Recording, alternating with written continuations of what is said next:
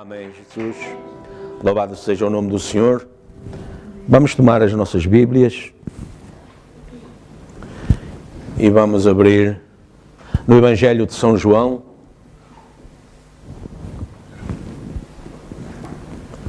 no capítulo 3, versículo 1 e 2, em nome de Jesus Cristo.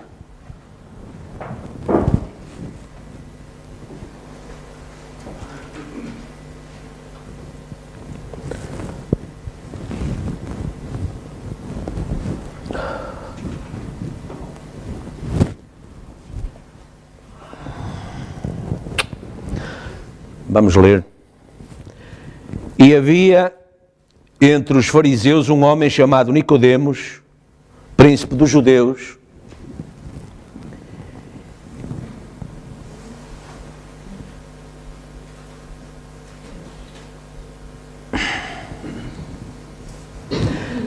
E havia entre os fariseus um homem chamado Nicodemos, príncipe dos judeus, e este foi ter com Jesus e disse-lhe: Rabi, bem sabemos que és mestre, vindo de Deus, porque ninguém pode fazer estes sinais que tu fazes, se Deus não for com ele. Amém? Vamos orar. Bondoso Deus e Pai, uma vez mais, Senhor, nós nos sentimos agradavelmente abençoados e privilegiados por nos teres separado para te louvar, para te adorar. Porque é um privilégio, Senhor, ser escolhido para fazer de Ti Deus. E maior privilégio, disse o profeta, que Tu nos enviaste nestes dias, é sabermos que somos um povo que foi separado e escolhido para viver estes dias e manifestar a Tua presença, a Tua luz, receber essa luz, manifestar essa luz. E num mundo, Senhor, do qual está profetizado que as trevas aumentarão,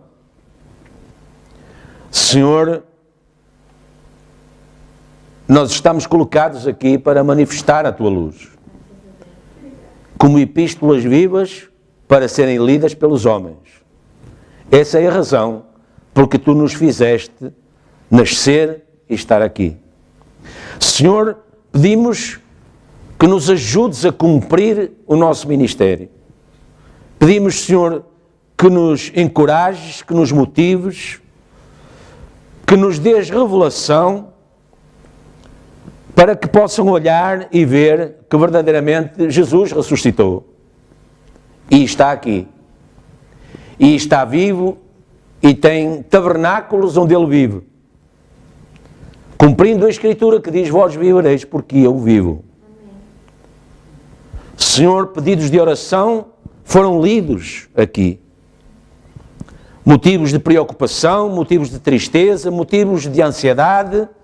Mas, Senhor, ao trazer estes pedidos, também está manifesta uma fé. E é para aí que nós queremos olhar, Senhor, para a fé que trouxe estes pedidos de oração, porque essa fé evidencia a certeza de que, se estiver no Teu plano, o milagre vai acontecer. Porque Tu sempre tens a preeminência, Senhor. Tu sempre tens a primazia. Sempre desejamos que seja feita a Tua vontade. E é isso que, uma vez mais, nós queremos testificar. Que a Tua vontade se cumpra, Senhor. Tendo presente que a nossa oração é para que Tu ajudes aqueles que estão em sofrimento, em necessidade, em dor, em desespero, para que sejam tirados dessa condição.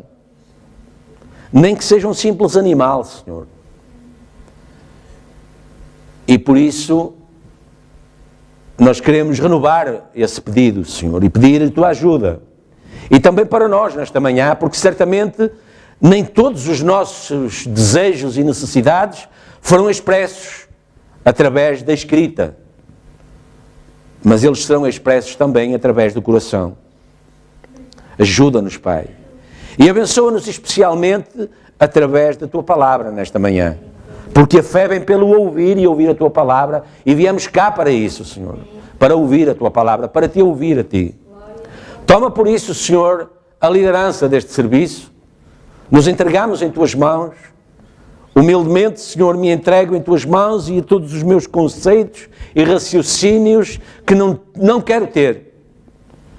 Subordino a Ti, tiro da frente, Senhor, para que não seja importante aquilo que eu penso ou aquilo que nós pensamos, mas nós estamos cá para captar o Teu pensamento. Coloca-o nos nossos corações e quando sairmos daqui, possamos sentir como aqueles irmãos em Emaús, quando Tu fizeste algo e falaste algo que fez arder os seus corações. Senhor, faz em nós também agora a boa obra e que Te possamos identificar no nosso meio pelas mesmas razões, a Tua palavra fazendo arder em nós os corações. E o Teu nome seja em tudo glorificado. Pedimos e agradecemos em nome de Jesus Cristo. Amém. Podem sentar. Bom dia a todos. Saúde em nome de Jesus Cristo. Jesus disse um dia, quando frequentemente o questionavam acerca dos sinais do tempo do fim, Ele disse: olhai os sinais do tempo, olhai à vossa volta, olhai o que está a acontecer. E nós temos que fazer isso, temos que olhar o que está a acontecer à nossa volta. E desde, não sei, talvez desde a semana passada, frequentemente vem à minha janela pela manhã um pássaro com o peito pintado de vermelho, chamado um pinta-roxo. Eu nunca tinha visto isso. Nunca tinha visto esse pássaro aqui. Mas o profeta falava dele. E dizia que ele ganhou aquela cor no peito quando ele viu o desespero no Calvário e tentou ir lá arrancar ele mesmo os cravos. E ficou com o peito manchado de sangue. Do sangue lá no Calvário. Que o Senhor coloque a mesma marca em nós nesta manhã. E nós possamos ter também o nosso peito marcado pelo sangue do Calvário, porque nós estávamos nele. Amém? Ele estava lá e nós estávamos nele.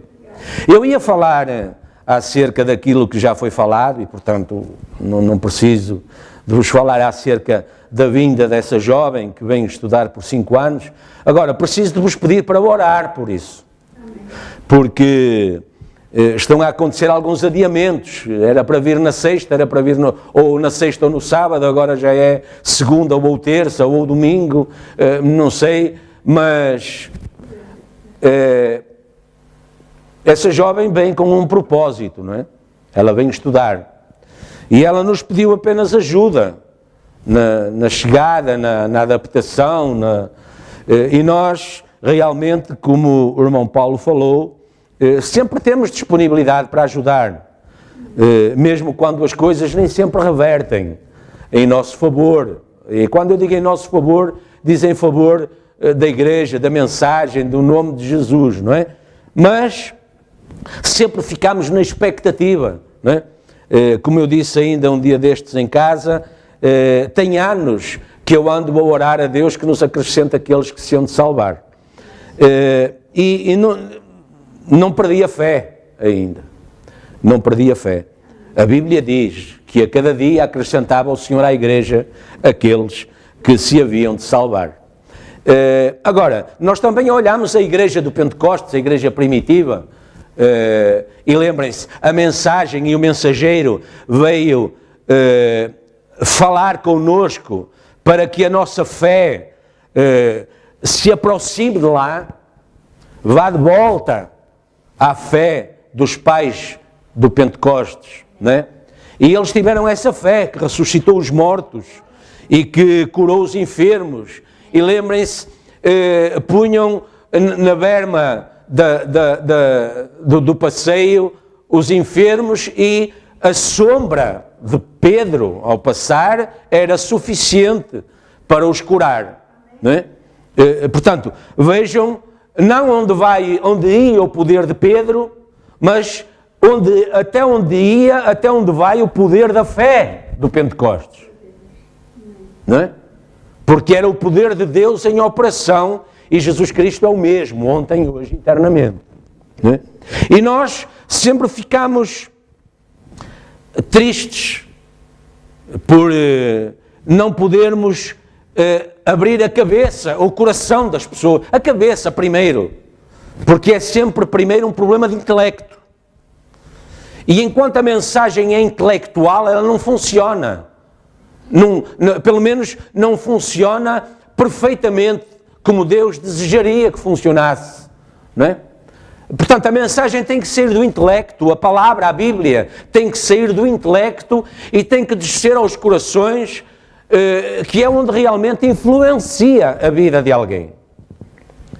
E também no Pentecostes, apesar de todo o grande movimento de fé que aconteceu, de milagres, de maravilhas, também houve dissensão e dissolução e povo que negou a fé pentecostal, saiu fora e foi embora. E portanto não é novidade que hoje, nos nossos dias, isso continua a acontecer. E nós sempre ficamos tristes quando as pessoas decidem enveredar por um outro caminho. Até à altura em que depois damos conta que, um após outro, até à vinda de Jesus, o pó vai voltando ao pó. O pó vai voltando ao pó. E nós sempre pomos a questão. Nós temos grande zelo, uns mais do que outros, mas nós temos zelo no cuidado do nosso corpo, da nossa vida. Nós trabalhamos para comer e comemos para viver e nos vestimos para nos protegermos do calor e do frio e fazemos uma série de coisas que para nós são rotineiras, não é? Com o tempo elas passam a ser rotina, ninguém pergunta a ninguém porque é que se veste, ou porque é que sai de casa quando chove e traz guarda-chuva, ninguém pergunta nada disso, porque é tão usual, tão vulgar, não é? Que não é coisa que se pergunte, mas é coisa que se pergunte, não é? Se realmente nós temos cuidado da nossa alma como cuidamos do nosso corpo, pelo menos, não é?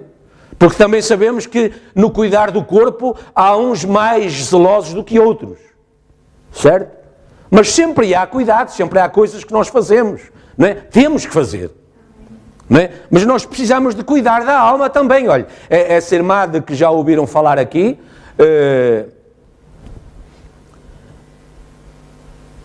pelo que me disseram ontem pelo telefone, sentiu-se mal de manhã, foi para o hospital e à noite, ou a meio da tarde, o telefonema veio que tinha partido. Não é? E por acaso eu creio que ontem íamos a passar junto ao local onde o irmão Jorge trabalha, quando o INEM, a ambulância do INEM, seriam umas 10 horas por aí, quando a ambulância surgiu. Não sei se quem ia comigo se apercebeu, mas eu apercebi-me, e naquela altura eu pensei, será que vem dali? Será que vem? Mas eu confio que Deus cuidará, tem zelo pelo meu filho, eu o tenho nas mãos dele, não é? Não deve ser nada com ele. Mas era com uma colega de trabalho, pelo menos deve ter sido nessa altura. Mas realmente a coisa bateu, não é? A coisa bateu. Portanto, e ontem a minha esposa e 2 dos meus filhos viajaram até Lisboa e de sexta para sábado eu passei uma noite também difícil, muito agitada, e eu pensei, bem, realmente isto é talvez preocupação por causa da viagem que eles vão fazer, até porque eu não ia junto, não fui junto, pensei que fosse, mas depois veio essa notícia dessa família que andou na igreja, eles estiveram connosco ali na rua de Anselmo Brancampo durante muito tempo, e pronto, eu já fiz o funeral de um filho, e agora foi a esposa, já tinha ido um genro, tinham filhos pequenos que brincaram no final do serviço com a Bia, com o Daniel, na igreja, mas foi uma família que decidiu sair e enveredar por um outro caminho, e Eu não lhes tenho nenhum rancor, nem nenhum mal, pelo contrário. Sempre que passo perto de casa deles, e passo muitas vezes, sempre lembro como é que eles estarão, como é que estará aquela família, de quem realmente só recebo notícias quando estas coisas acontecem. Mas o Senhor sabe todas as coisas, e eu continuo a orar, e como ontem lhe disse pelo telefone, aquilo que tínhamos a fazer pela pessoa que faleceu, já fizemos. Não podemos fazer mais nada. Agora, em relação aos que ficam, o que eu posso fazer, no mínimo, é orar para que Deus os conforte e os ajude a ultrapassar esta situação. Mas nós temos que também ser realistas, não é? Encarar as situações, analisar os sinais dos tempos, não é? E ver que realmente nós temos que ter também algum zelo pela nossa alma, pela nossa vida espiritual. Porque a situação daquela mulher não terminou ali, naquele caixão. Há um espírito que prevalece, que veio viver naquela casa, naquela morada, não é? A Bíblia chama-lhe assim. Eu sei que se esta casa terrestre se desfizer, eu tenho uma outra. E é essa mudança que acontece. Esse espírito deixa de viver neste corpo, nestas dimensões, matéria, tempo, espaço, não é? E vai viver para um outro lugar, mas vai continuar a viver. Certo? E, como Jesus disse naquela parábola, e quando isso acontecer, o que é que tens guardado no céu? Essa é a nossa questão. Essa é a razão porque nós temos lutado por estudar a Bíblia, estar mais perto de Deus, ter fé. Recebemos o conhecimento de que, repare, o profeta foi claro um dia. Ele disse, lembre-se, a Bíblia não fala em receber a verdade. Mas Jesus disse, conhecereis a verdade. Ou seja, não é apenas receber a mensagem, é receber o conhecimento de Deus, um aperfeiçoamento do conhecimento do que é Deus, do plano de Deus, da forma de Deus atuar, através de uma mensagem. Uma mensagem é um discurso falado ou escrito. E, portanto, o que nós temos recebido são os pensamentos de Deus, expressos em letra, traduzidos na nossa língua, para mais fácil Deus chegar perto de nós. Essa aqui é a mensagem. Eu ando numa igreja da mensagem. Qual mensagem? A mensagem é aquilo que Deus pensa hoje a meu respeito e a respeito do mundo, vem ao meu conhecimento. Essa é a verdade. Mas eu não tenho recebido apenas a verdade. Repare, há quem tenha recebido a verdade. E há os que tenham recebido a revelação da verdade. O que é essa verdade? O que é que quer dizer? Não sei se estamos juntos. Não é? Portanto, Jesus enfatizou, o profeta de Deus enfatizou, realçou, chamou a atenção. Jesus disse, quereis saber qual é o sinal do tempo do fim? Olhai os tempos, olhai a vossa volta, olhai a vossa vida, olhai o que pregam os vossos mensageiros, olhai o que é que Deus fala convosco, olhai uma série de pormenores, uma série de ocorrências, uma série de acontecimentos. Ouvireis falar de guerras, de rumor de guerras, de pestes, de terremotos.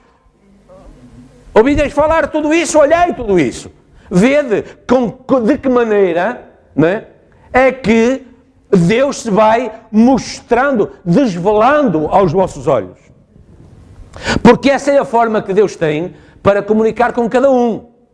Reparem, no princípio do ministério, Jesus pegou no pergaminho, começou a ler, chegou a uma parte, parou e disse, hoje, se cumpriu esta Escritura. Repare, Quantas vezes antes aquela Escritura tinha sido lida? Milhares. Milhares de vezes, por milhares de pessoas, de sacerdotes, de levitas, de cidadãos normais como nós, milhares, mas ela ainda não estava cumprida. No entanto, as pessoas liam da mesma maneira que Jesus leu: o Espírito do Senhor me ungiu, é sobre mim e me ungiu para fazer determinada obra. Mas naquele dia, naquele momento, ele parou num determinado ponto, encarou a Assembleia, como eu estou a fazer agora, e lhes disse: hoje se cumpriu esta Escritura perante vós. Apesar disso, nós sabemos, eu não vou perguntar, mas nós sabemos que nem todos receberam a revelação da verdade. Receberam a verdade, mas não o conhecimento da verdade. E por isso não reconheceram o Messias. Não foram livres das tradições, dos usos, dos costumes, do pecado, do sangue do bode. Permaneceram lá, até hoje. Mas Jesus disse que aqueles a quem foi concedido receber o conhecimento da verdade, eles seriam livres. Conhecereis a verdade e a verdade vos libertará. A minha palavra é a verdade. E se isso não for analisado corretamente e entendido e revelado pelo Espírito, não é? Isso não vai produzir nada, porque a verdade continua a ser o que está escrito e lido, mas que permanece no intelecto. Permanece sendo a verdade, mas não é recebido como o conhecimento da verdade. A partir de agora, eu estou livre da morte, eu estou livre do pecado, eu estou livre da condenação, eu estou livre dos usos e costumes, eu estou livre do sangue dos bodes. Sangue de bode não me tira pecado, eu não preciso de matar um bode todos os anos para ser livre. Portanto, há uma série de circunstâncias que acontecem, que se transformam, que mudam completamente a forma de encarar a vida cristã, de lidar com o próprio Deus. Lidar com Deus, nós temos que lidar com Deus. E Deus connosco. Agora, Deus nos conhece, Deus é Pai, Deus é amor. Não é? Deus nos acarinha, mesmo quando estamos no erro, não é? Inocentemente no erro, vamos falar assim, não é? Errando inocentemente, sem ter recebido ainda o conhecimento da verdade. É por isso que nós não devemos julgar ninguém, não é? Porque nós não sabemos até onde vai o plano de Deus com A, B ou C. Podemos analisar a pessoa, a atitude dela, agir em conformidade, não é? Agora, não podemos condenar, nem julgar, nem dizer que aquela pessoa A, B ou C vai para o inferno, está no inferno. Muitas vezes as pessoas não precisam de ir para o inferno porque a vida delas já é uma amostra do que será o inferno. Que Deus tenha misericórdia, não é? Mas, como cristãos, o nosso propósito, o nosso objetivo, não é? Eu olho muitas vezes a relação de Jesus com Judas. Eu analiso muitas vezes a relação entre os dois. Durante aqueles 3 anos e meio. Não é? Jesus nunca condenou Judas. Jesus nunca afastou Judas. Jesus nunca o tirou da posição em que ele estava. Jesus nunca deixou de partir o pão com ele. E no fim disse: vai e cumpre a tua missão. Portanto, havia uma missão que Deus precisava que fosse cumprida. Porquê? Porque Ele era aquele de quem estava escrito. Assim, assim e assim. E aquilo que está escrito tem que se cumprir. E nós temos que encarar mesmo as coisas, as circunstâncias, as ocorrências à nossa volta, nós temos que as encarar nesse propósito. É Deus cumprindo a Escritura. Paulo disse um dia: até é bom que entre vós hajam injustos, para que resplandeça a justiça do justo. Não é? Porque se todos forem injustos, ou se todos forem injustos, não há o contraditório. Não se sabe o que é o resto. Não é? Agora, quando nós sabemos o que é a luz, não é? E caminhamos na luz e conhecemos a luz, quando estamos às escuras nós damos conta. Certo? Também ao contrário. Se nós repare, os mineiros que andam meses debaixo da terra, a trabalhar lá nas minas, a extrair o minério, quando eles chegam cá acima e encaram o sol, eles não o podem fazer logo, na hora, da mesma forma do que aqueles que estão sempre à superfície. Há um choque. Há um choque. E a igreja é exatamente isso. É Deus a provocar esses choques. Até é bom, não é? Que entre vós haja um contraditório. Alguém que mostre o que não é certo, para que venha à evidência aqueles que caminham na luz, caminham certo. Paulo disse: aqueles que saíram do meio de vós é porque nunca foram dos vossos, ou então nunca teriam saído, certo? Portanto, a vida do cristão hoje é exatamente isso, é essa análise. Estamos nesse tempo. Nós temos que ter essa ginástica, essa destreza. Temos que estar aptos, não é? A ser frequentemente confrontados com ocorrências e saber que é Deus cumprindo a Escritura. É alguma coisa que está a acontecer. É mensagem para nós também.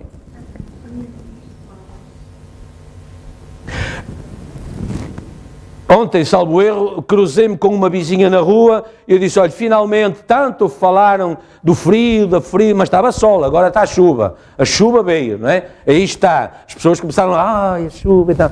E ela disse-me assim: sim, mas a chuva é precisa também. E eu pensei: exatamente, sabedoria. A chuva é precisa, não é? Para restaurar as fontes de água, os cursos de água, os rios de água. A chuva é precisa. A água é precisa. Certo? É verdade. Portanto, chegou o tempo em que Deus disse: não, agora é preciso abastecer as fontes de água. Deixa chover, haja chuva. E houve chuva. Portanto, Deus cumpre a Escritura a cada momento nas nossas vidas. E nós mesmos somos o cumprimento da Escritura. E foi isso que Nicodemos viu. Repare, nós normalmente passamos um bocado à frente disto e tal, e Jesus disse: necessário vos é nascer de novo, mas repare, antes disso acontece algo muito importante. Da leitura da Escritura ressalta imediatamente uma conclusão. Nicodemos disse: reconhecemos que tu és cristão. Reconhecemos que tu és crente.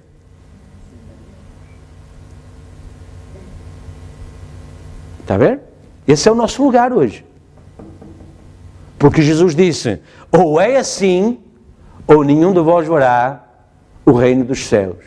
E o profeta disse: o ver significa entender, saber o que é, qual é a mecânica e a dinâmica, o que é que Deus está a fazer, o que é que Deus, depois de sairmos deste corpo, vai continuar a fazer. Não acabou nada. É uma transição. Uma transição como quando o nosso nascimento foi uma transição. Estávamos em algum lugar e passamos a estar aqui. E crescemos aqui, habituámos-nos a caminhar aqui, a viver aqui. Os nossos pulmões estão preparados para respirar este ar. Temos um órgão chamado coração que fabrica o sangue e o bombeia e o faz correr o corpo todo e por aí adiante. Há uma série de funcionalidades, de coisas que são precisas para nós estarmos neste momento aqui. Se alguma delas falha, algo não está bem. Não é? Agora, essa é a vida natural, carnal, mas há uma vida espiritual que caminha a par. E que Nicodemos reconheceu. Mestre, bem sabemos, repare, sem dúvidas, bem sabemos que és mestre, vindo de Deus, porque ninguém vive a vida que tu vives se Deus não for com ele. Não é isso que diz, não. Diz, porque ninguém pode fazer estes sinais que tu fazes. Claro, isso é o seu dia-a-dia. Esse é o nosso dia-a-dia. Ninguém pode fazer os sinais que nós fazemos se Deus não for connosco. Isso era o que Nicodemos estava a reconhecer lá, com ele, com aquele filho do carpinteiro, que nasceu fora do casamento e que tinha uma série de coisas que toda a gente apontava, toda a gente conhecia. Ele era conhecido, se calhar, por mais coisas contrárias do que coisas a favor, naquele tempo, naquele momento. Repare, é o aparecimento de Jesus Cristo no ministério. Mas o que é que eles vão ver? Eles vão ver também o que está para trás. A infância dele, a vida dele. Ou acha que não veem isso na sua vida? Claro que veem. Claro, vão saber tudo isso. Não é? Eu lembro-me muitas vezes desta família de quem hoje falamos. Eles ainda estavam na igreja quando o filho faleceu. O filho foi um dos que foi comigo constituir a igreja. E o filho faleceu no hospital e nós fomos lá, eu e ele, eu e o pai dele. E estava lá o armador para tratar do funeral. E eu disse, olha, o corpo é para ir... Ele disse, eu sei. E eu fiquei a olhar para ele. Sabe? Eu não conhecia o homem de lado nenhum. Era de uma funerária qualquer. Ele disse, eu sei, é para ir para... Na altura estávamos na rua de São Roque, é para ir... Vocês não têm a igreja em tal sítio, na rua de São Roque, assim. E o pai ficou a olhar para mim, e eu para ele, eu sei para onde é. Está a ver? Nós julgamos que não, que as coisas que passamos assim pelo meio dos pingos da chuva, e que ninguém vê, que ninguém sabe, mas não é assim. Não é assim. Satanás está de olho em si, tanto quanto Deus está de olho em nós. Certo? Satanás está de olho também, a ver o que é que ele pode apontar, onde é que ele pode tocar, por onde é que ele pode pegar, não é? Quando ele foi à presença de Deus falar acerca de Jó, ele sabia tudo acerca de Jó. Certo? Sim, ele é muito crente, ele é muito fiel. Porquê? Porque tudo o que ele pede, tu dás, tudo o que ele precisa, ele tem. Não tem problema nenhum. Deixa-o começar a ter problemas e tu vais ver como ele te amaldiçoa mesmo na tua cara. Só que, repare, há aqui um pequeno pormenor, é que Satanás pode saber muito a seu respeito, a nosso respeito, mas ele não sabe tanto quanto Deus sabe. Deus sabe mais do que ele. Sabe porquê? Porque não foi ele quem nos criou. Não foi ele quem nos fez. Foi Deus quem nos fez. Repare, ninguém conhece os meus filhos melhor que eu. As pessoas podem conviver muito com eles, eles até podem passar a maior parte do tempo fora de casa, mas nunca vão conhecê-los melhor do que eu. Porquê? Porque há algo que corre dentro deles, que corre dentro de mim também. Está a ver? A mesma coisa com Deus. Satanás pode saber tudo a respeito da sua vida, dos seus familiares, do seu emprego, da sua vida financeira. Ele pode saber tudo, quase tudo. Certo? Mas Deus sempre vai saber um pouco mais. Porquê? Porque Satanás era quase Deus. Faltava-lhe o poder da criação. Faltava-lhe criar. Não é? Que é o que Deus tem. É o poder que Deus tem. É a capacidade que Deus tem. Portanto, Deus nos fez. Deus sabe melhor que ninguém quem nós somos. E por isso Deus disse assim, bem olhos nos olhos para Satanás, ok, vai e faz. E o profeta de Deus diz, sabe porquê? Ai, Deus deixou-o entrar naquela tentação. Ai, Deus deixou-o entrar naqueles problemas. Ai, Deus deixou-o ficar naquela condição. Deus deixou porque Deus confiava nele. Deus sabia que fosse qual fosse o problema, Jó não se ia arredar nem um pouco do conhecimento da verdade que ele tinha. Não apenas recebeu a verdade, mas o conhecimento da verdade, que ficou expresso, não é? Provando que era assim. Deus continuou mesmo naquela condição a revelar-se a Jó um pouco mais, até o momento em que ele disse, alto, eu sei que o meu Redentor vive. Amém. Ele não disse isso antes, ele não sabia isso antes. Ele ia para o monte oferecer holocaustos a Deus, orar a Deus, clamar a Deus em favor do vizinho, dos filhos, da esposa, das colheitas, de tudo, sem saber que tinha um Redentor vivo. Mas, apesar de não saber isso, algo o movia a confiar em Deus, para além de todas as coisas. E o profeta de Deus diz, foi na base dessa confiança que ele tinha em Deus, que Deus conhecia, que era uma barreira intransponível para Satanás. Satanás pode tentar a sua fé, mas Satanás não pode derrotar a sua fé. Tenha ele à medida que tiver. Tenha a sua fé à medida que tiver. Pequena, grande, Deus conhece a sua fé, a fé é dom que vem de Deus, Deus sabe, não virá aprovação para além das vossas forças. Porquê? Porque Deus sabe até onde vai a nossa fé. E Deus disse a Satanás, ok, vai e toca, até aqui. Satanás não conhecia essa medida, mas Deus conhecia essa medida.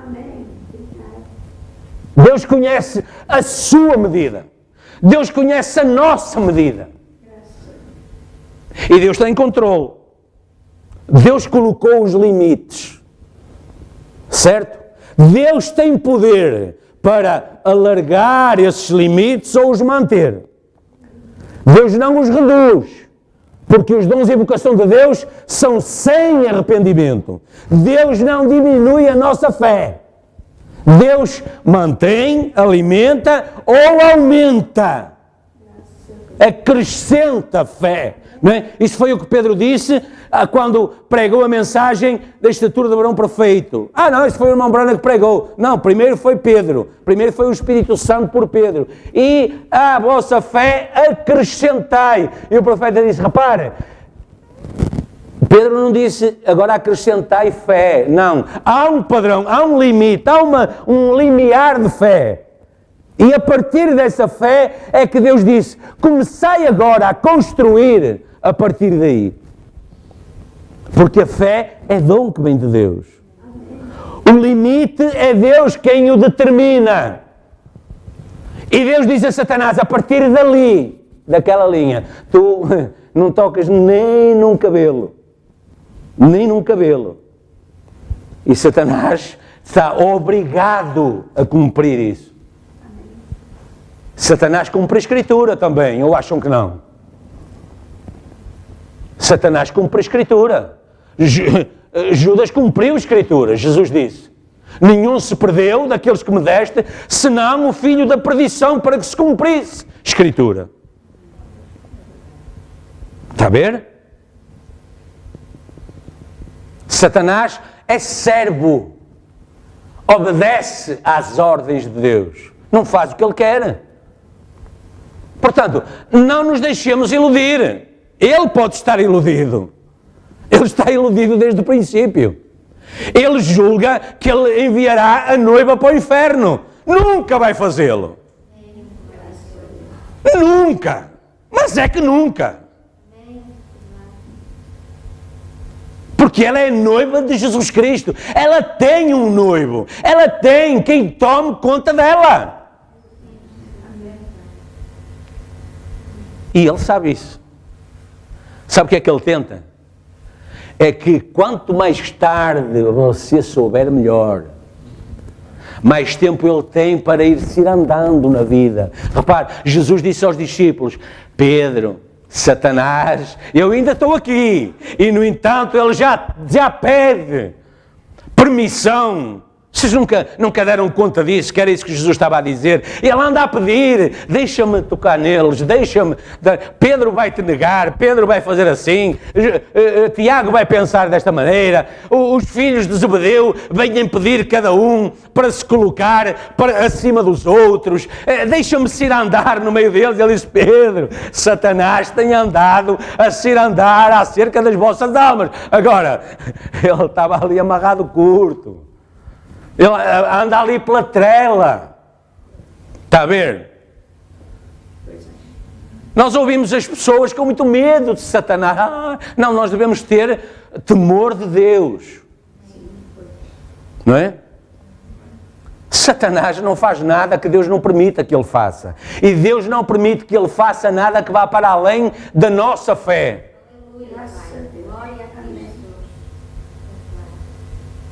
Eu tive muito mal. Esteve. E agora? Não, agora já, graças a Deus, já passou. Então foi por isso que esteve mal. É porque pôde suportar aquela provação e vencer, humilhar Satanás. A sua vitória é a derrota de Satanás. Já pensou nisso? Já pensou nisso? A sua vitória é a derrota de Satanás. A sua alegria é a humilhação de Satanás. Agora, quantas vezes ele é humilhado por dia? Tantas quantas as que você anda alegre. Ou acha que ele tem prazer em vê-lo a rir-se e a dar graças a Deus, aleluia, né? Porquê é que acha que eu lhe pergunto porquê é que chora quando dá o seu testemunho? Aí a irmã chorinha atrás. Né? Mas é exatamente para testemunhar isso. Porque essa é a humilhação daquele que tenta que o seu choro seja de derrota. Jesus disse: o choro pode durar uma noite, mas a alegria vem ao amanhecer. É a nossa vitória. É o momento em que nós suplantamos a provação. Passamos para além da tristeza. Entramos no domínio do conhecimento da verdade. E a verdade vos libertará. Está a ver? E é essa liberdade, é essa libertação. Repara, é como cortar as correntes ou as amarras. A primeira reação é abrir os braços para trás. Não é? Se a pessoa anda toda a vida assim, não é? Agora vamos cortar esses grilhões. A pessoa até começa a fazer força mais cedo. Não. Repara, conhecereis a verdade e a verdade vos libertará. A minha palavra é a verdade. O que é a palavra? É o pensamento de Deus. É o pensamento de Deus para nós. Amém? É o momento em que a nossa vitória é a derrota do nosso inimigo. Agora, ele não é o nosso inimigo, ele não é o seu inimigo. Se só é o campo de batalha, ele queria era derrotar Deus.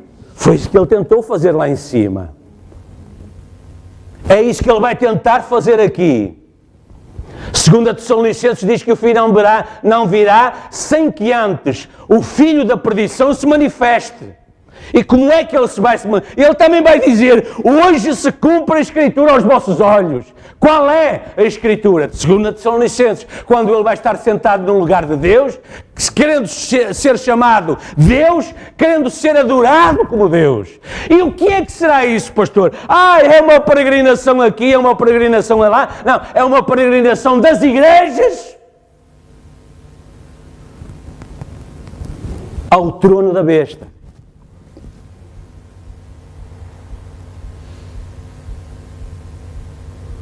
Por isso é importante saber, Repare, é importante para mim hoje saber que a mensagem da hora está aqui, que a luz da hora está aqui, que o Espírito Santo se manifesta aqui. Porquê? Porque quando esse engano se aperfeiçoar ao ponto de enganaria, se possível for, os escolhidos, as pessoas vão estar numa igreja, num lugar, perante um pregador, onde vão dizer que a pregação é um espetáculo e ela é morte.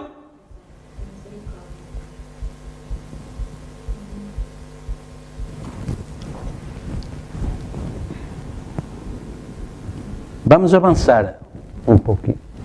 Acho que é mesmo aqui. Eu queria que a igreja prestasse atenção. Deus cumpre a sua palavra, número 1, de 6/3/57. O profeta diz assim: misturem-se e tenham reavivamentos de união, consigam pregadores que fiquem com a palavra de Deus e não espalhados por aqui. Leiam a palavra. Alguns de vocês não leem a palavra uma vez por semana. Vocês devem ler capítulo após capítulo cada dia, meditar. Se parassem de ler revistas e coisas que estão lendo, e destes tantos jornais, e da suposta literatura religiosa, você vai à internet, está cheia de pregações. Está cheio de pregadores. Hoje quase todas as igrejas têm pregações na internet. O profeta está a dizer isto, sabe há quanto tempo? Há 60 anos atrás, quase. 6/5/11, 2017. 6/3, estamos quase lá.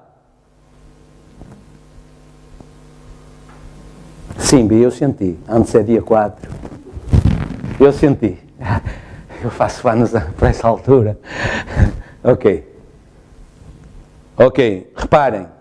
Há 60 anos atrás o profeta estava a dizer: cuidado com a literatura religiosa.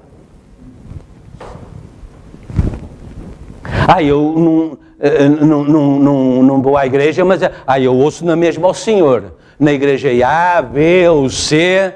Ouve. E o que é que está a ouvir? Quem é o pregador? Como pregarão se não forem enviados? Ouça, tantos jornais da suposta literatura religiosa que nunca deveria estar no mercado,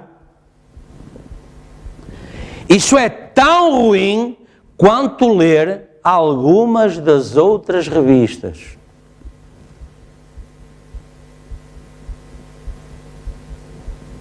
Se eu lhe der um prato de arroz com veneno e não lhe disser nada, mas vai comer ou não? Não vai comer? Se eu não lhe disser que tem veneno? Vai comer. Confia em mim. Que aquilo que eu lhe estou-lhe a dar um pratinho de arroz, realmente agora até arroz doce assim, não é? Porque a esta hora o arroz se calhar ainda não vai bem, mas se for assim arroz doce, e tal, agora até um arrozinho doce e tal, não é? E come. Pois. Agora se eu lhe disser, olha, tem aqui um pratinho de arroz doce, mas tem veneno dentro, tem estricnina. Vai comer? Se eu lhe disser que tem estricnina? Não vai. Olha, está muito bem temperado de ácido sulfúrico. Quando entrar aí dentro, vai ser só borbulhar. Até vai sair fumo pelas orelhas. Vai comer. Agora, se tiver veneno e não lhe disser, vai comer. Vai comer e vai ficar envenenada. Vai ficar envenenado. As igrejas estão a ficar vazias, mesmo as denominações. Sabe porquê? Então a gente vê os cultos na internet. E até se não puder a esta hora, a gente grava e depois vê mais tarde. Ou então se a esta hora não der neste, naquela hora dá naquele. Ou então eles estão lá disponíveis no YouTube. E a gente a qualquer hora vai e vê. E até é assim, se vai à igreja, parece mal sair antes. Mas ali no YouTube, a gente chega a meio, já não quer ver mais, desliga e pronto. E já agradou ao Senhor. Porque agrada ao Senhor ouvir a palavra do Senhor. É? Não é, não. Conhecimento da verdade, ou seja, a verdade de Deus sendo conhecida, revelada no coração. Saber, isto é Deus.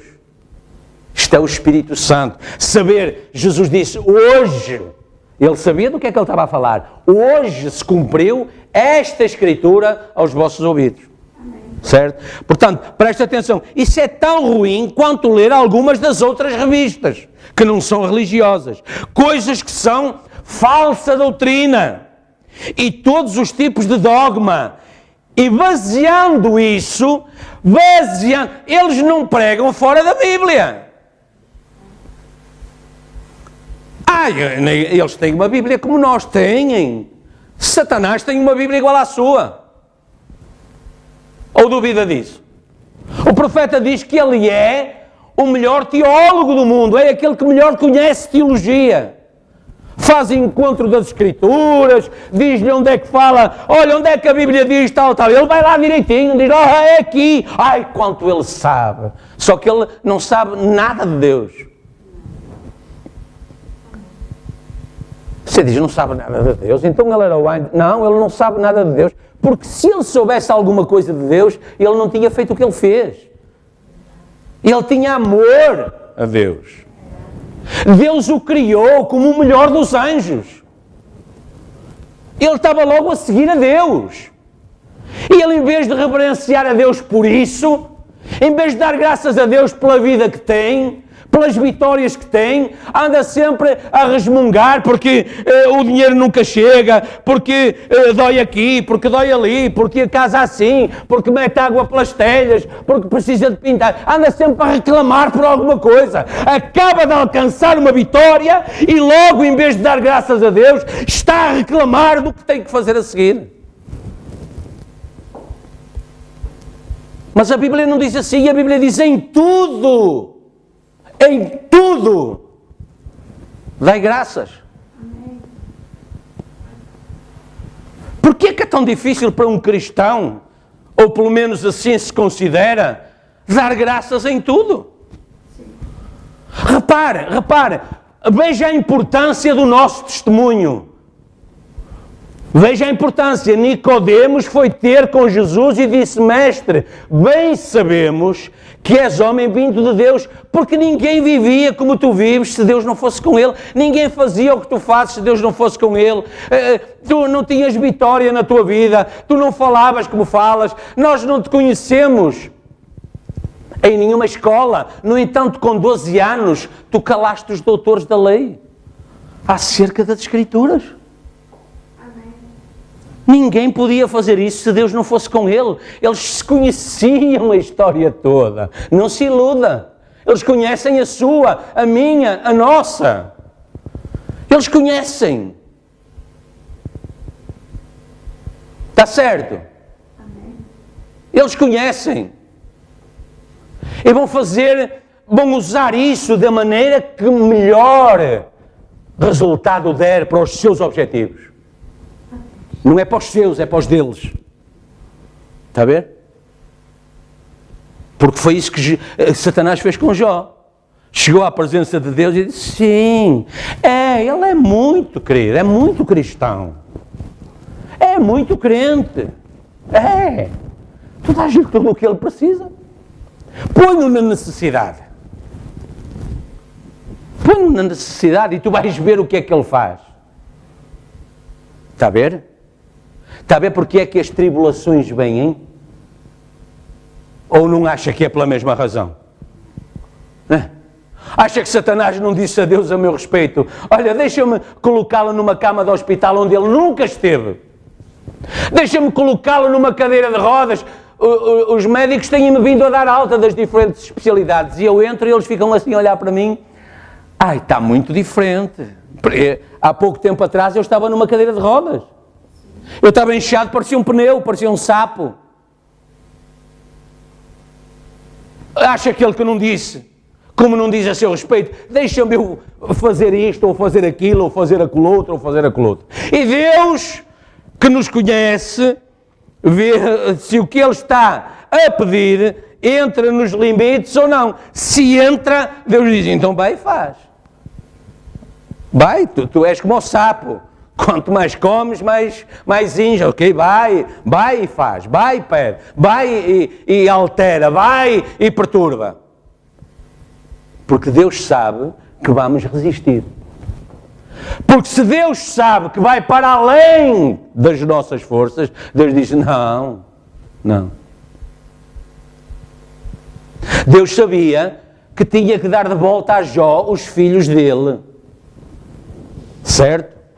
Deus sabia que tinha que transformar o coração daquela esposa.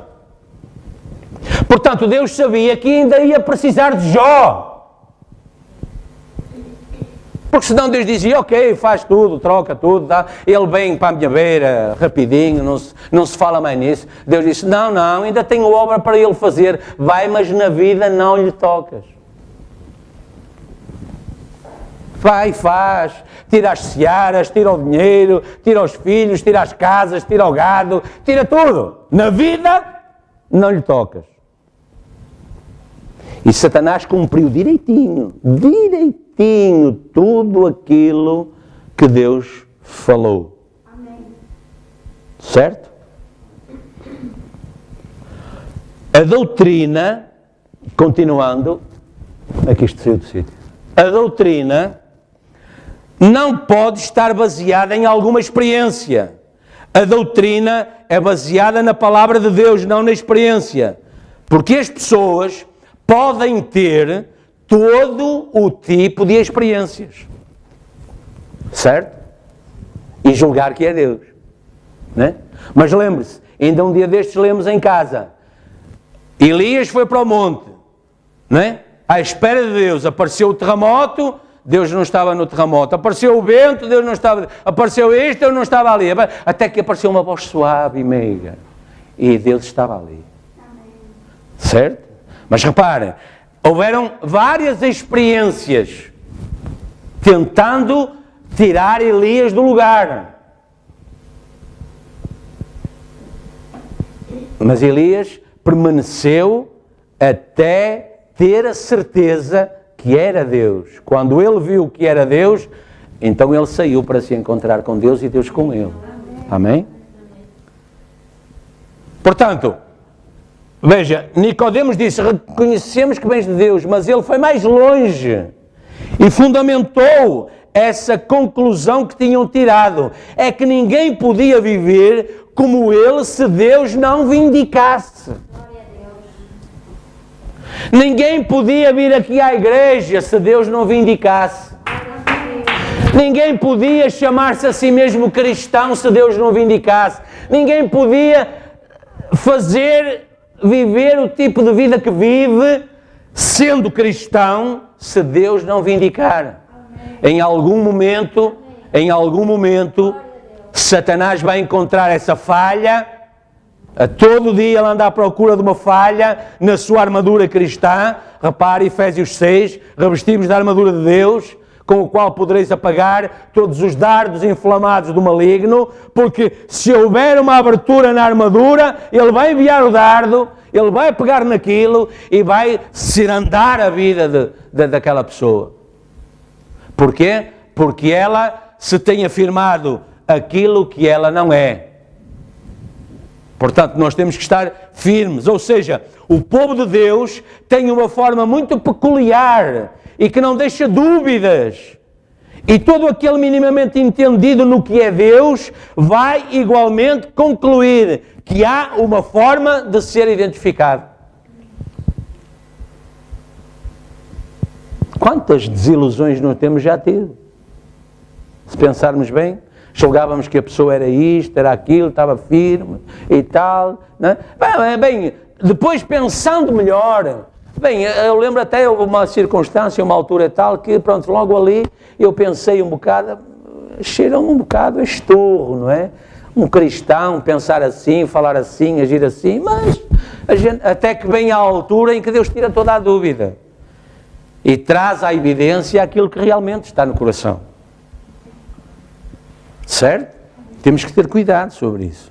Há uma identificação do povo de Deus. Esse era, não sei se viram, esse era o nosso título de hoje. Identificação do povo de Deus. O povo de Deus está identificado, amém? Identificado com a palavra, certo?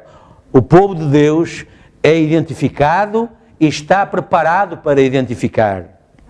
E aqueles que nada sabem das coisas de Deus vão pelo menos interrogar-se acerca de qual será a origem de tal comportamento. Quer dizer, porque é que a pessoa vive assim, fala assim, age daquela maneira?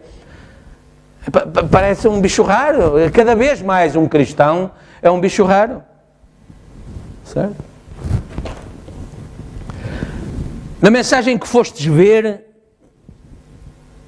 o profeta de Deus diz assim: você não pode deixar de ser o que é. Mesmo que seja pecador, você não é responsável por ser pecador. Você é responsável por continuar pecador. Há um caminho preparado para si, mas quanto a ser pecador, você nasceu assim. Deus não o manda para o inferno por ser pecador. Deus o manda para o inferno porque você não se arrepende e aceita Cristo como seu Salvador. Você se recusa a tomar o caminho certo. Então, você se manda a si mesmo para o tormento. Você manda a sua própria alma para o seu destino eterno com base no livre-arbítrio das suas próprias convicções. Deus não manda ninguém para o inferno. Ele nunca mandou e nunca mandará. Os homens se mandam a si mesmos, porque se recusam a aceitar o caminho da salvação. Conhecereis a verdade e a verdade vos libertará. Amém. Ele é longânimo, ele não quer que ninguém se perca, nunca quis. Mas os homens preferem caminhar nas trevas a caminhar na luz. Nascem nessa condição e não têm nenhum desejo de aceitar a luz. E mensageiros vêm de leste e oeste, e norte e sul, levantam barricadas, culto de cânticos, testemunhos, pregação no caminho do pecador. E ele deliberadamente caminha através delas e então diz que Deus é responsável ou culpado. Deus é bom e cheio de misericórdia.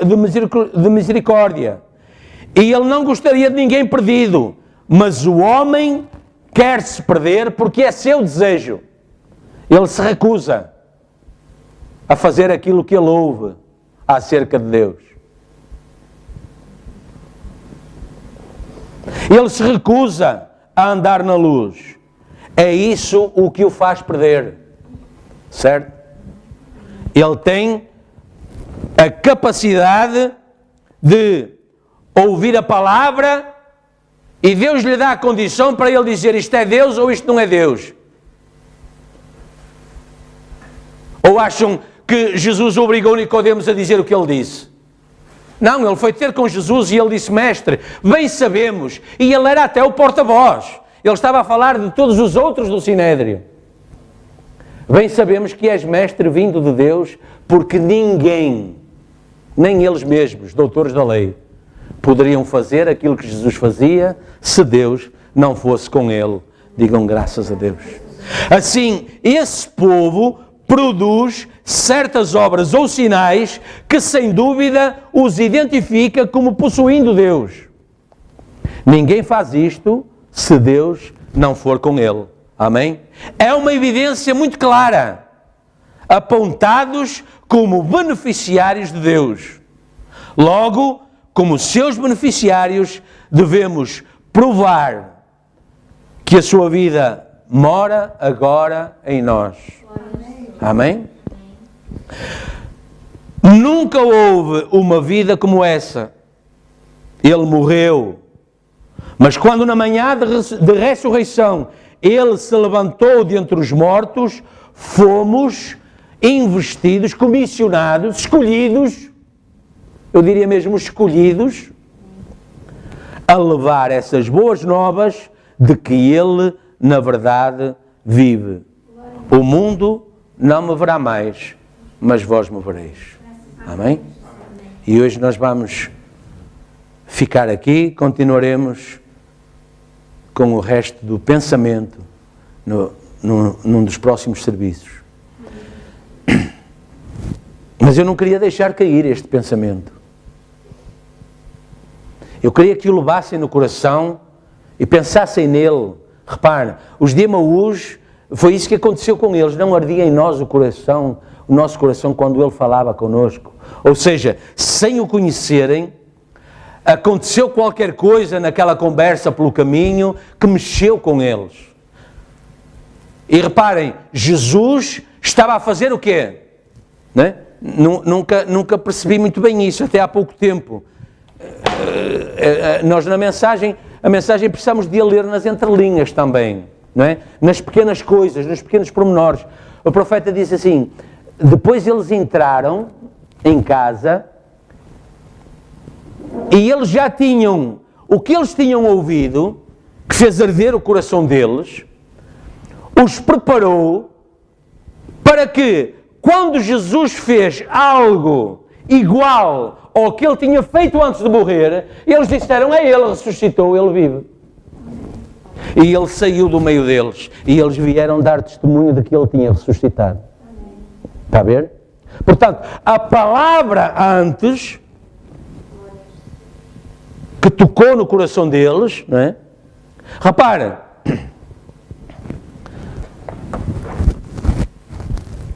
ele disse, honestos, sabe o que é uma pessoa néstia? É uma pessoa sem tino, sem juízo quase. E ele lhes chamou tardos de entendimento. Foi assim que ele começou o serviço. A pregação, honestos e tardos de entendimento, para entender as coisas que são de Deus, que foram faladas por Moisés e pelos profetas. Ou seja, eles tinham a verdade e lhes faltava o conhecimento da verdade, a revelação. Está a ver? Mas foi assim, assim bem duro, bem direto, não é? Agora, reparem, como igualmente com aquela mulher a quem ele disse, não é bom tirar o pão dos filhos e dar aos cachorrinhos, não é? E nós, se lá estivéssemos, que atitude é que tomaríamos perante aquilo? Se calhar dizíamos, eu não venho mais à igreja, eu não vou lá à igreja para ser insultado. Não é? Alguém vem à igreja para ser insultado? Então eu vou lá para me chamar néscio e tardo de entendimento. Eu vou lá à igreja para dizer que eu sou cão, quer dizer, não é bom tirar o pão dos filhos e dar aos cachorrinhos. Só algum cachorro, quer dizer, então eu vou lá, quer dizer, dou o meu dízimo, dou oferta, dou dinheiro para a igreja, como eu já ouvi muitos, não é? Eu dou dinheiro para a igreja, ainda sou tratado assim, não vou lá, não dou nem mais um tostão, não ponho lá mais os pés. É ou não? Provavelmente era, né? A não ser que essa afirmação estivesse dentro daqueles limites, não é? Que só Deus conhece, não é? Satanás, se calhar, certamente que ia ao lado deles no caminho, opa, isto está a aquecer, honestos e tardos de entendimento. Eles vão já virar-lhe as costas. Não, eles chegaram à porta e convidaram-no a entrar. Aquela pregação foi boa, eles gostaram dela. Que ele, pronto, ok, olha, e de lá, é a vossa casa aqui, pronto, tchau, eu vou ir. Não, espera aí, continua a dar-nos nas orelhas. É o que falta nas igrejas hoje, é quem gosta de levar nas orelhas. Não, a gente não vai à igreja para ser corrigido, para ouvir isso. A gente não vai à igreja para estar assim, para estar assado, desta maneira e daquela, mas eles estavam lá para isso. Havia algo que estava a tocar bem lá no fundo. Eles disseram, não, nós queremos ver o resto. Esse é o aperitivo só. Porque eles tinham olhado assim, quer dizer, ele começou com milagres e maravilhas, no princípio era tudo bom, mas depois ele foi até ao auge do sofrimento, foi até ao Calvário. Portanto, quanto mais isto aquecer, não é? Mais escória vai saindo do ouro, mais mundo vai saindo da igreja, mais perto estamos de Deus, da perfeição. O ouro, quanto mais batido, mais puro ele é. Certo? E eles disseram, não vais, fica conosco, continua, fala. Não interessa que o teu discurso seja duro. Né? O profeta dizia, irmãs, eu amo-vos. Mas eu tenho que falar assim, eu tenho que chamar a atenção, eu tenho que dizer às irmãs que elas representam Deus, elas representam a igreja de Deus, do Deus vivo, elas têm que mostrar pureza, elas têm que ser santas, elas não podem ser hollywoodianas. Mas eu amo-vos, eu digo-vos isso porque vos amo. Porque senão, todo o pai que retém a vara do seu filho condena a sua alma à morte, diz a Bíblia. Vai no caminho da perdição, deixa-o ir. Deixa-o ir. Coitada do rapaz, coitada da rapariga, não incomodes o rapaz, não incomodes a rapariga, deixa-o ir para o abismo, deixa-o ir. Não com Deus, não com os filhos de Deus. Os filhos de Deus vêm a Deus e eles são bem azotados, bem corrigidos, bem purificados, até que eles olhem ao espelho e vejam o quê? Cristo refletido. Certo? Eles disseram, não. Fala o que tu quiseres, mas vai falando, porque alguma coisa está a acontecer. Quando chegou o momento do conhecimento da verdade, eles identificaram. Eles disseram, não, digam o que disserem.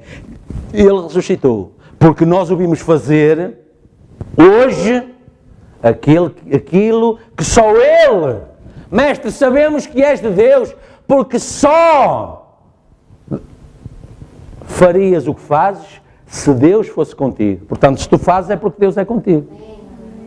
E portanto, se Ele fez aquilo que só Ele, se Ele estava a fazer, nós vamos encerrar, se Ele estava a fazer aquilo que só Ele fez antes de morrer, então Ele não morreu. Ele está aqui outra vez. Amém? Vamos orar.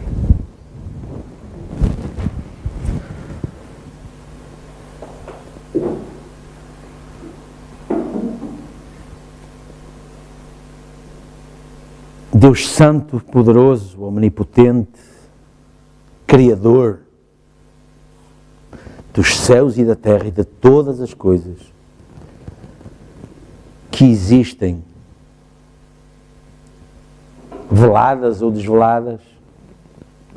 Tu és o autor do próprio pensamento, Senhor, que ninguém vê, mas que existe. Nós queremos, Senhor, pedir que tenhas misericórdia de nós e tomes conta dos nossos pensamentos. Santifiques o Espírito que há em nós, para que então estejamos preparados, Senhor, não apenas para conhecer a verdade, não apenas para receber a verdade, mas conhecer a verdade. Sempre disseste, Senhor, para olharmos os sinais dos tempos e então interpretaríamos os sinais de Deus. E o profeta mais tarde vem dizer que a natureza expressa Deus.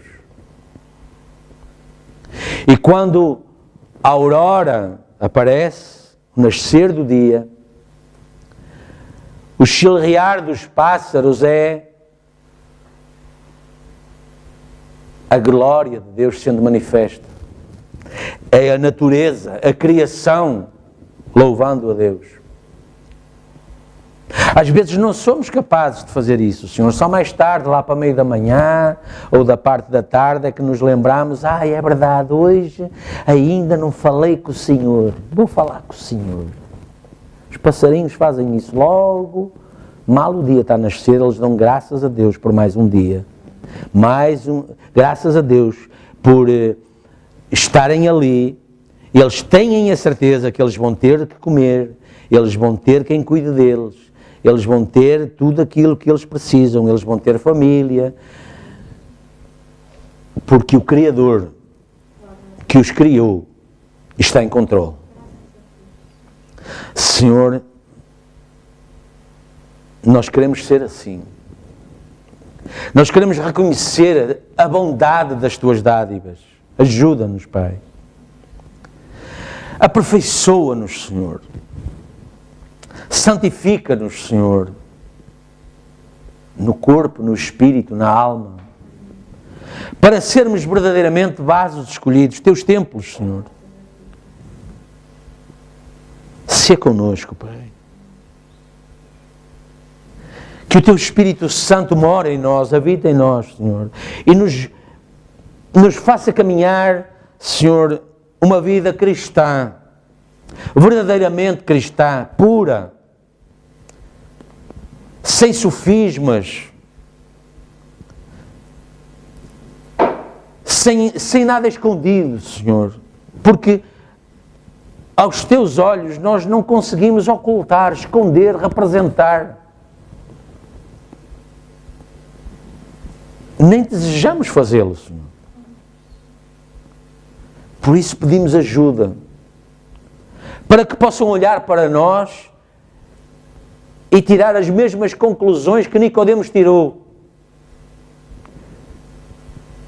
Não são as nossas capacidades, nem as nossas aptidões, nem a nossa muita ciência, nem a nossa falsa humildade, que terá algum relevo aos Teus olhos, Senhor, e que nós desejamos que seja identificada, mas sim, Senhor, aquilo que profundamente de coração vier ao de cima, epístolas escritas pelo Espírito no coração, para serem lidas pelos homens.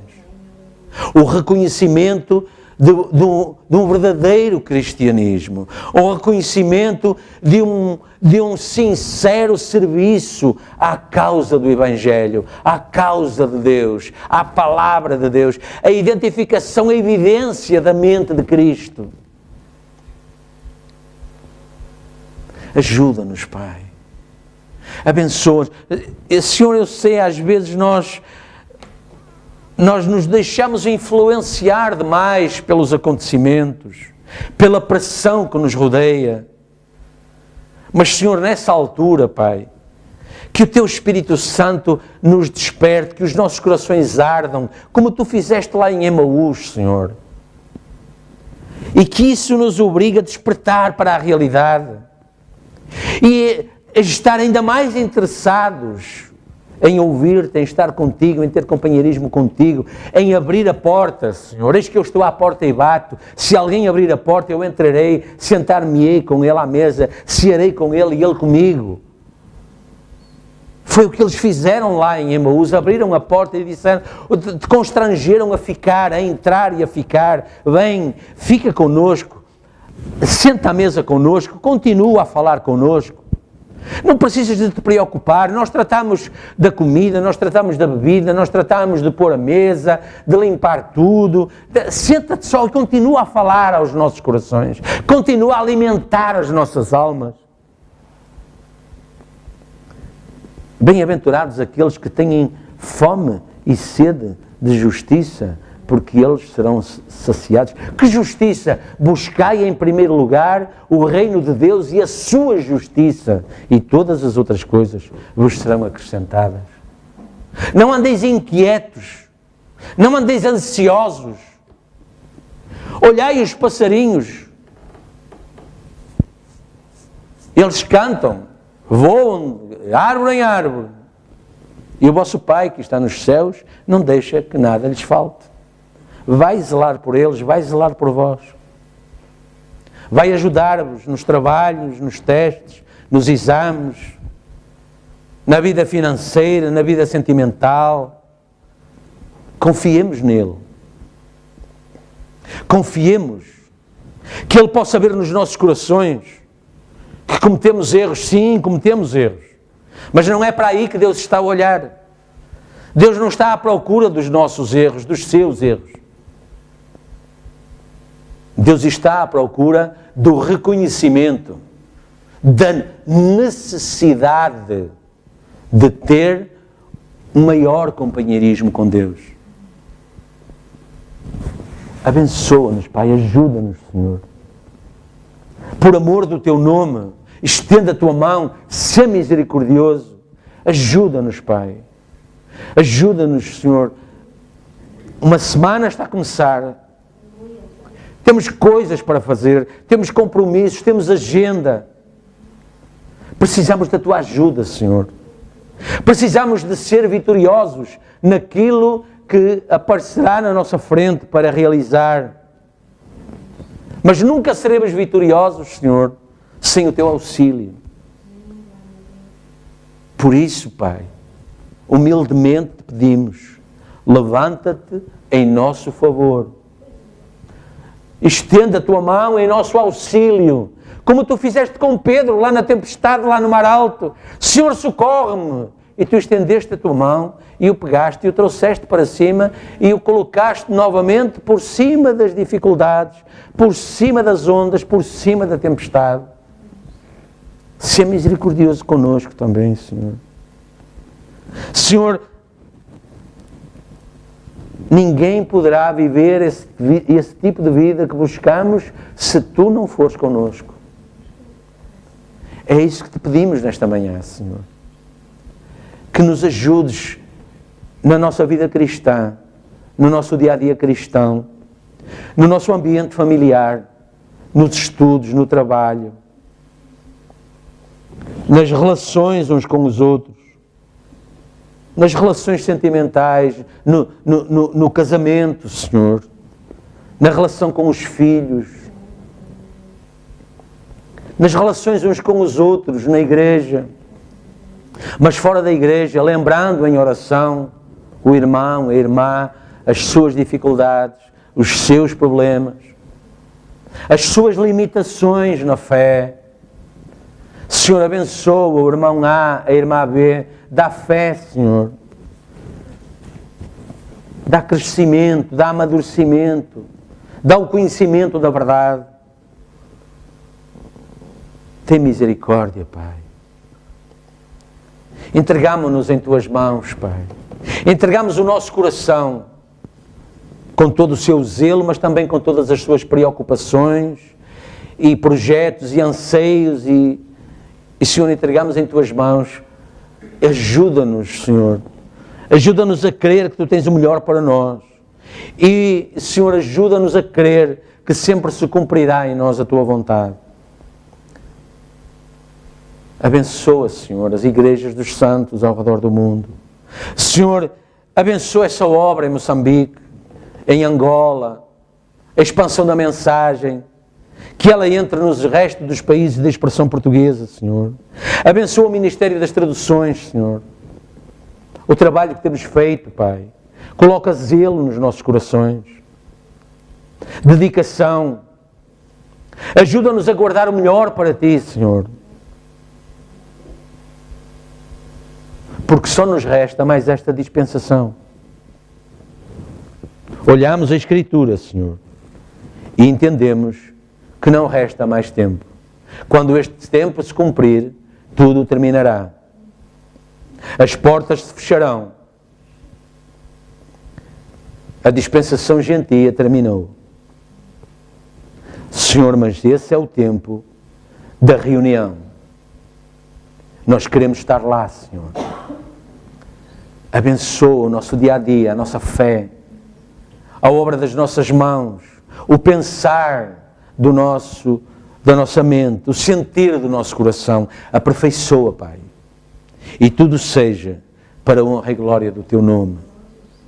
Senhor, foram trazidos aqui pedidos de oração. situações, Pai, de grande necessidade, mas também, Pai, a antecipação de coisas que irão acontecer. Confiando nós, Pai, que Tu estás em controle e farás todas as coisas operar para o nosso bem. Que assim seja. Nós pedimos que assim seja e que seja para a Tua honra e glória. Não para nosso próprio benefício, Senhor, ou alimentação de alguma vaidade. Mas se há algum benefício, Senhor, que seja para reverter para a Tua glória, para reconhecermos que verdadeiramente, Senhor, Tu és connosco, Tu vives em nós. E isso é uma garantia para nós da salvação de vida eterna. Por isso vivemos, por isso oramos, por isso temos caminhado e vivido pelo caminho que temos percorrido, para que o Teu nome seja em tudo glorificado. Se não temos conseguido alcançar essa perfeição, Pai, hoje é o dia. Faz a Tua obra, Pai. Opera em nós e o Teu nome seja em tudo glorificado. Entregamos a nossa vida em Tuas mãos. Livra-nos do mal e recebe toda a honra e glória. Pedimos e agradecemos em nome de Jesus Cristo. Amém, Jesus. Amém. Amém.